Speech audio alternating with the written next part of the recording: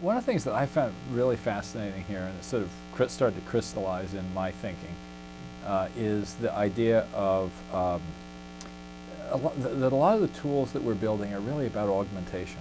You know, we're increasingly dealing with just these floods and floods of information, and if you start thinking about social networks in that way, you know, what we're really looking at is who are the cutting-edge people who are dealing with huge floods of information. You see this with sort of alpha bloggers who are following, you know, thousands of feeds, or people who have thousands of connections in social networks. These are augmented humans, and you know, or for that matter, people who are just really good at finding information, you know, online.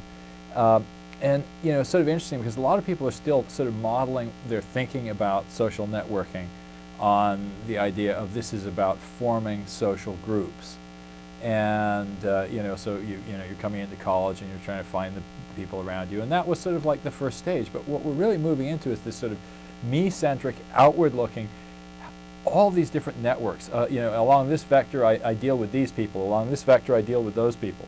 Barry Wellman was just talking about this idea of you know, moving from the idea of groups to networks, and you know, goes a lot back to something I've talked about before about the difference between sort of thinking of something that has a boundary versus something that has a core.